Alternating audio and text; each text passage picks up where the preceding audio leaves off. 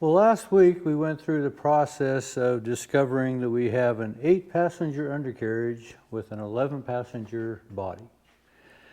So I kind of put it out there asking for your opinion, and some of you picked up that I had already kind of made up my mind. I'm going to put this new wood of this 8-passenger that I had cut out probably 30 years ago into that old iron, or in essence taking that old iron and putting it together on this new wood, even though it's as old as it is. You can tell that it's pretty grungy. It's got a lot of dirt on it. It's been storage for a long time, but it's got more than just dirt. You can see some of the parts have water stains on them, and they're kind of a dark gray looking. You can see this is, I think, some plaster residue. This is the fifth wheel quarter circle. This is the original driver's box framework. And I have this piece here, and you can see it's been through a fire. This is part of the undercarriage that I had cut out years and years ago. This actually is underneath the reaches where the kingpin would go. The kingpin goes right here, but carries part of the fifth wheel. Well, there's a story to this charcoal. Well, there are events that happen in our lives that become monumental, and in a sense, we have kind of a habit of measuring time by these significant events. You know, like ourselves, well, we got married in 1976, so you kind of measure some events by that type of deal. Well, this charcoal was one of those monumental events. It happened in 2005. I tried to burn the shop down. There used to be a wall that went right in this area here. This was kind of an open door, but I had this walled off clear to the ceiling and across. And my goal was that I wanted to, as much as I could, separate my metalworking shop from my woodworking shop. And I was making it a practice then of periodically blowing the dust out of the shop. When the wind was right, I'd open the back door and the front door and take the air hose and blow it out. Well, because this wall was here, even though I came through and I blew all this out, there was a corner to my left back here that never did get blown out. And the dust accumulated and accumulated and accumulated. Well, I was back here on my welding table in that year, and this was maybe spring, I don't remember exactly what, but I was trying to get a set of wheels done for a customer in Utah. And I was working till about 11 o'clock at night, grinding the iron on these tires. So I was sitting here grinding away, and the sparks were going to my right. I'd done it 100 times, if not more than that.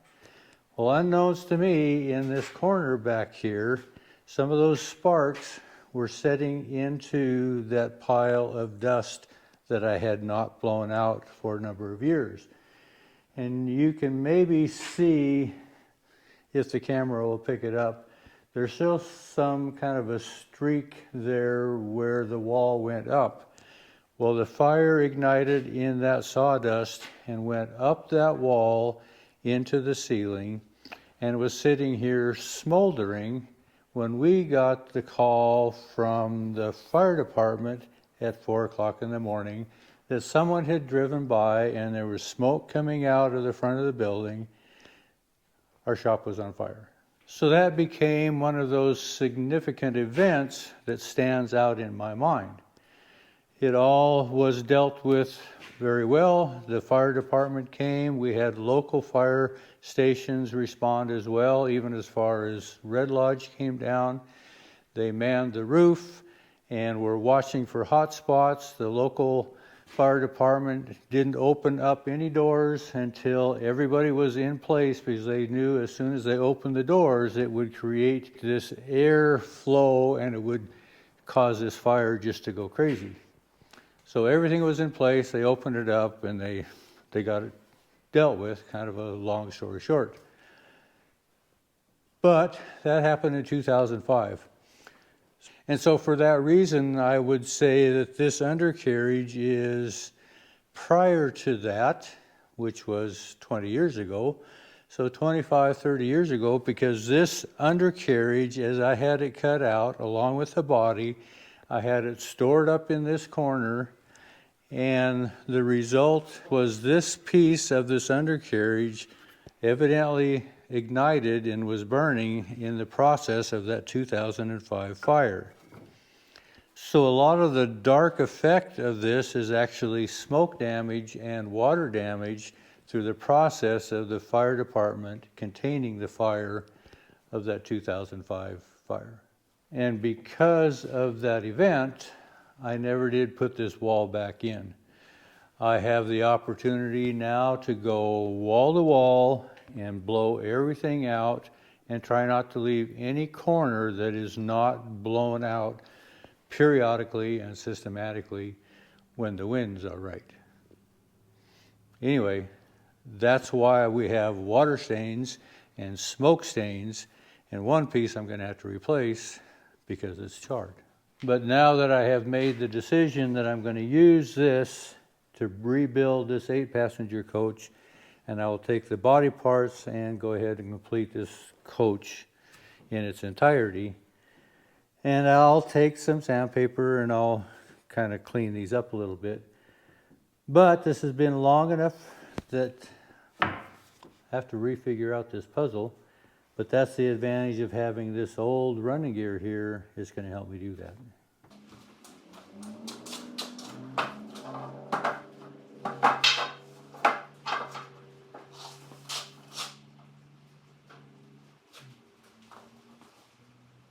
Well, lining these up, I see I've got some pencil marks here, but I've got a difference in length here to these other two. So there must be something unique about how I made these. The other end seems to be pretty consistent, a little different in my chamfering here. I'll have to look at the old one. Well, this is the back end of the old one. I'm all at about 7.5. This center iron that goes through the center of the axle is actually a little bit longer at 4 5/8 to 4.5. So this one should be a little bit different than these two outsides. Then on the front end here, yeah, we're about 8.5. And this center one, we're about 6.5. So this one is different. This has got the short end on it. And that's going to be because of this iron here, I'm thinking. It's actually going to set up like so. So this center one is the short one on the chamfers. So this one here that's short should actually be the center to the front. So I'm going to do the front the same direction, just so I can keep these straight in my mind.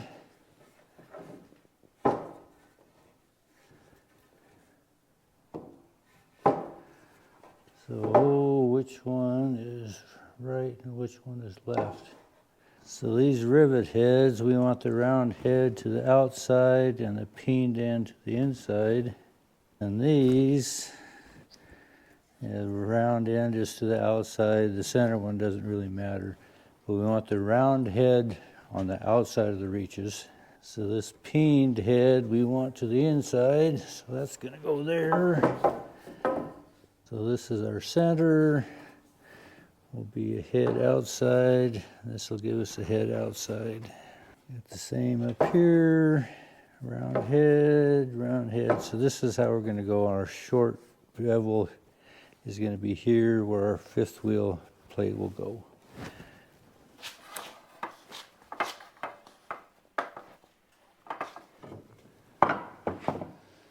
These will will be our reach end caps. One here.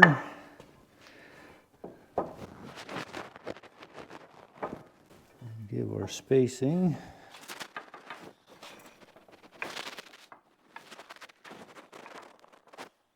And this will be the front top crossbar that will actually carry the thorough braces. That should sit in there somewhere.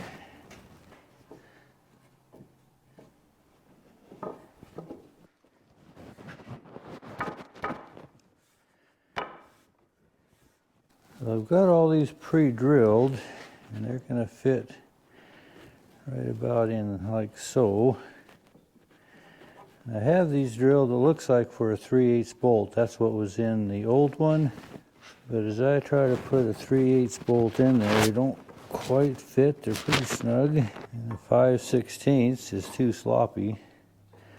But I think what I'm going to do is bolt these together with a 5/16 bolt at the time. And I'm going to glue these ends together, clamp these in position, bolt them, glue them, and then when they're set, I'm going to take the 5/16 bolts out, and then I'll run a 3/8 bolt through those to where everything is tight and do the final bolt up.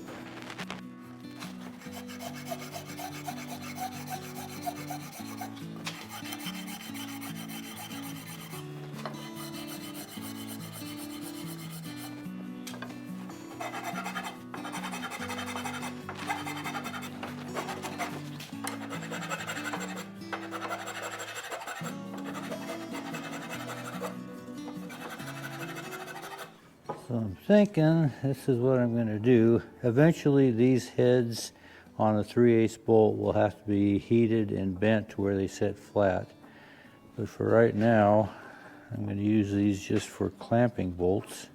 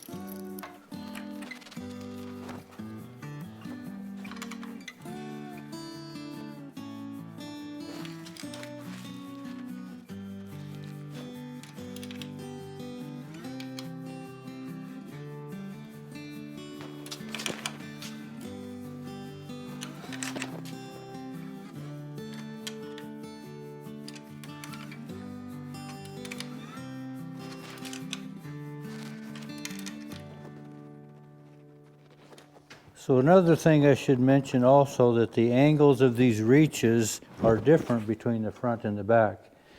There's a saddle that sits here that carries the thorough braces, the leather straps that this coach will suspend on.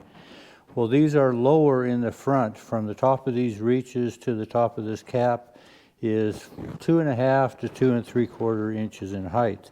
So this angle actually is a little steeper, or perhaps maybe less steep.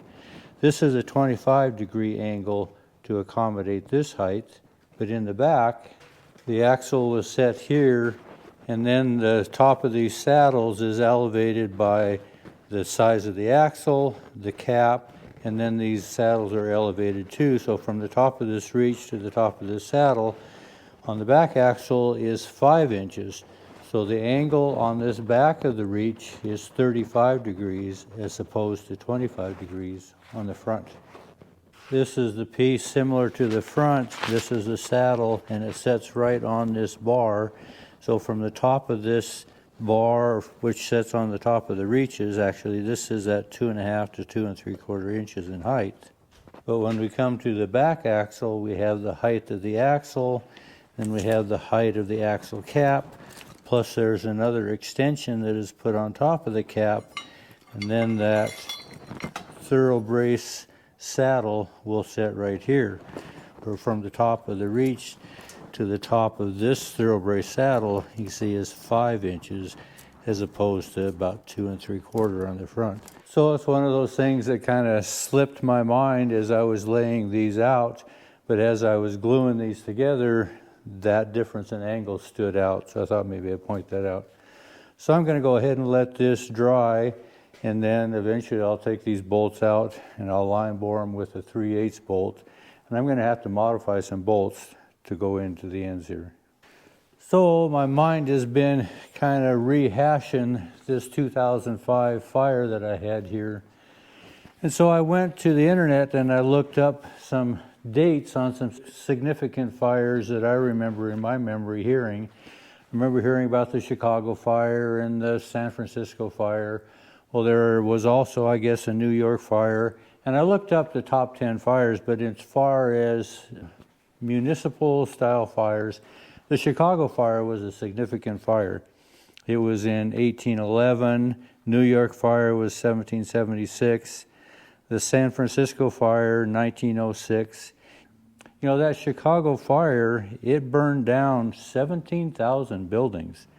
300 people died, and it encompassed about 3 square miles. Quite an amazing fire. You know, fires in the carriage industry back in that day was somewhat common. I have read accounts of significant companies that burned to the ground. A lot of these old carriage houses were 3 stories tall.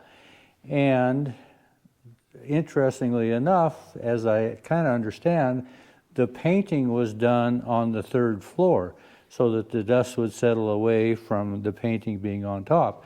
But because of the paint and the dust and the forging, they were really susceptible to burning to the ground. And that was the problem that I had here. When the fire was over, I was talking to a couple of friends that were on the volunteer fire department. And one came to me and says, you know, we have a meeting once a month. And the last meeting we had, when we went in, the fire marshal had laid out the town of Joliet and had tried to assess where the highest danger of fire would be. And he said, guess who that was?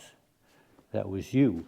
They realized that the amount of flammables that I have, the painting, the sawdust, the metalworking, this shop was on their highest priority, and they had done a preliminary what-if scenario if the shop ever burned. You know, and here about a month later, we actually had that fire.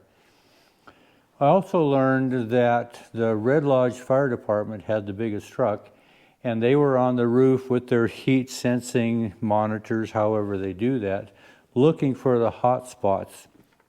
And they told me afterwards that with the water reserves that they had here in Joliet and the abilities of the pumpers on the trucks that they had, they were anticipating that if the fire ever broke through the roof, we'd have lost Main Street because they didn't have the capability, the manpower, or the water to deal with it. That's how close I came actually to destroying the Main Street of Joliet. It's kind of a shuddering thing, but it has heightened the awareness in myself. It was there to some degree, but it heightened that awareness that I need to pay attention to blowing this dust out and be careful about how I operate here. It could well have been, and this is a worst case scenario, and it didn't go this way, so you know, you don't want to over dramatize these things, but I came about that close to not being in the wheelwright business anymore and having a devastating fire here on Main Street in Joliet. Thankfully, to where thanks is due, it didn't happen, and I'm here sharing this with you today, but it was a very sobering time for me. So with all that being shared and all that being said, I'm going to let this set up. I'm going to give it 24 hours before I take my bolts out and actually fabricate some bolts that are going to go into this more permanently. But this is the first step of putting our new 8-passenger Yellowstone coach together. Appreciate you coming along. Thanks for watching.